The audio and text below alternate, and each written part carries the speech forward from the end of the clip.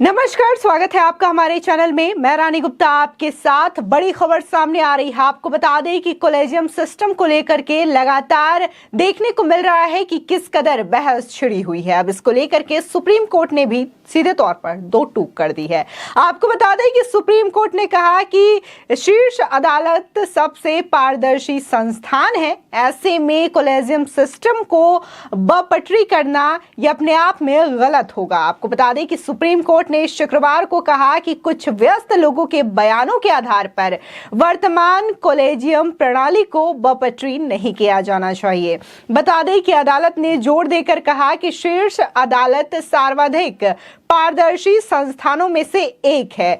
Collegium प्रणाली को लेकर न्यायपालिका में विभाजन और सरकार के साथ विवाद के बीच सुप्रीम कोर्ट ने कहा कि शीर्ष अदालत के कुछ ऐसे पूर्व न्यायाधीश इस प्रणाली के बारे में क्या कह रहे हैं वो उस पर टिप्पणी नहीं करना चाहती, जो पूर्व में सुप्रीम कोर्ट कॉलेजियम के सदस्य रह चुके हैं। Justice M.R. शाह और जस्टिस C.T. रवि कुमार की पीठ ने कहा कि पूर्व के फैसलों यानी कि कॉलेजियम के पर टिप्पणी करना आजकल फैशन बन चुका है।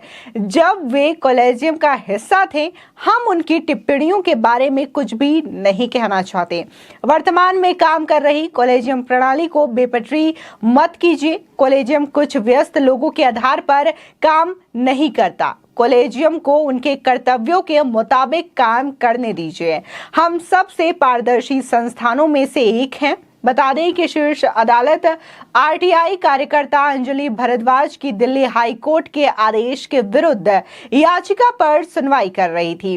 हाई कोर्ट ने 12 दिसंबर 2018 को ही सुप्रीम कोर्ट कॉलेजियम की बैठक का एजेंडा मांगने संबंधित उनकी याचिका खारिज कर दी थी।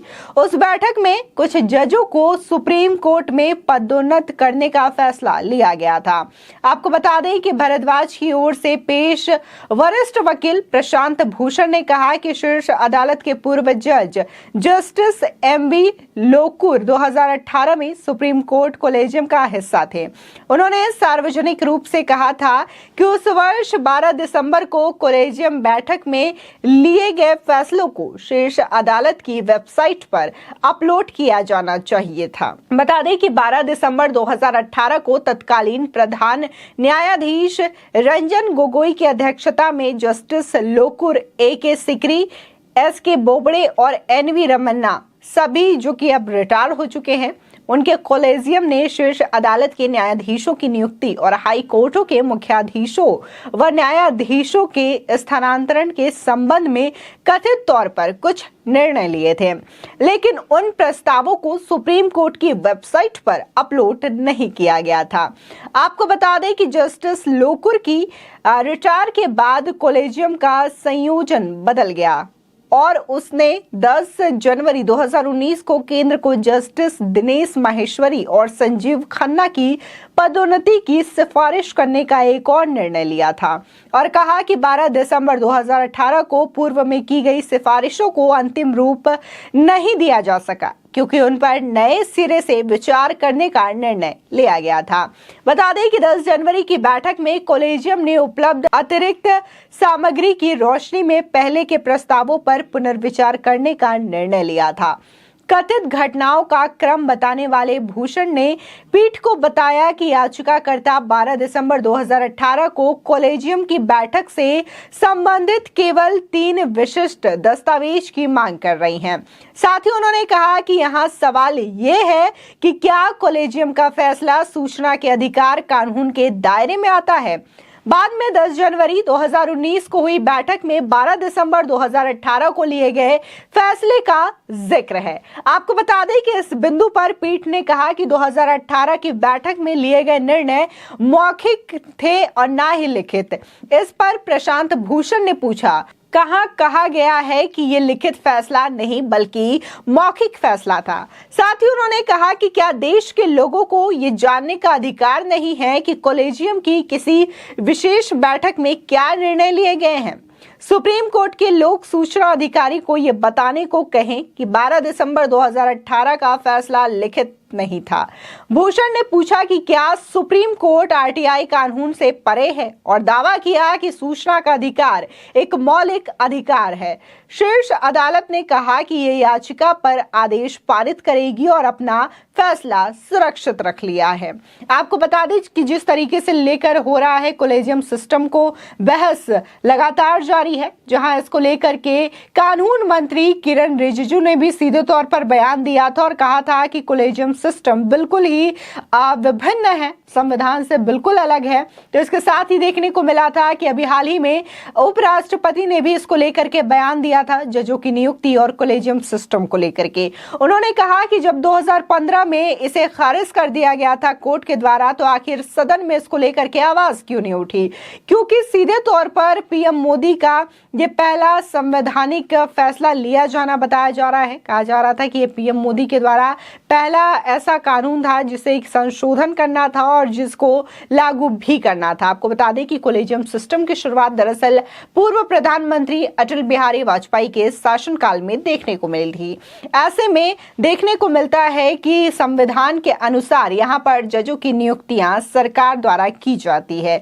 इसी के साथ ही इसमें कई तरीके की बहस भी बार बार होती रही है। हालांकि 2015 में कोर्ट के द्वारा इसे खारिज कर दिया गया था, लेकिन एक बार फिर से इसको लेकर के बहस छिड़ चुकी है।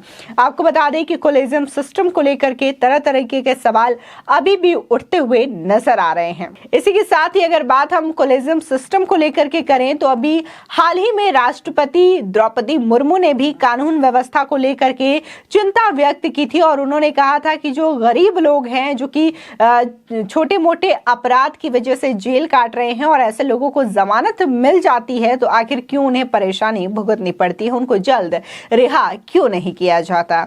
यानी कि कहीं ना कहीं जो फैसले लिए जा रहे हैं, चाहे फिर वो राष्ट्रपति के द्वारा हो, उपराष्ट्रपति के द्वारा हो या फिर कानून मंत्री का इस तरीके से कानून को लेकर के चिंता व्यक्त करना अपने आप में एक बड़ा सवाल उठाता है।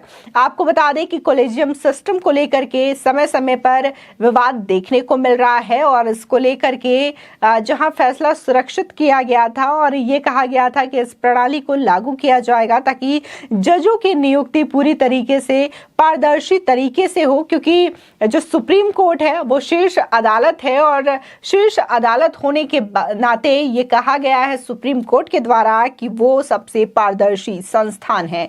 ऐसे में कॉलेजियम सिस्टम को जिस तरीके से दो टूक राय रखी है सुप्रीम कोर्ट के द्वारा, इसको लेकर के अब बहस लगातार बढ़ती जा रही है। सरकार और अन्य लोगों के बाद अब सीधे तौर पर सुप्रीम कोर्ट ने भी अपना निर्णय और अपनी बात इसको लेकर के रखी है। आपको बता दें जिस तरीके से बहस इसको लेकर के हो रही है, तो इसमें उपराष्ट्रपति जगदीप धनखड़ ने भी अपना पक्ष रखा है और उन्होंने कहा कि जब इसको लेकर के 2015 में सुप्रीम कोर्ट ने इसे रद्द कर दिया था और संसद में इसको लेकर के आवाज नहीं उठी, तब मैं बहुत चिंतित हो गया था, मैं भौचक हो गया था। यानी कि वो इसको लेकर के ऐसी चीजें होंगी, इसको लेकर के आवाज नहीं उठाई जाएगी, इस बात से बिल्कुल अनजान थे और उन्हें ऐसी उम्मीद नहीं थी कि इसको लेकर के संसद में आवाज नहीं उठाई जाएगी। फिलहाल आपकी इस खबर पर क्या राय है, हमारे कमेंट सेक्शन में जरूर बताएं। आगे की और भी अपडेट के लिए चैनल को सब्सक्राइब करना ना भूलें।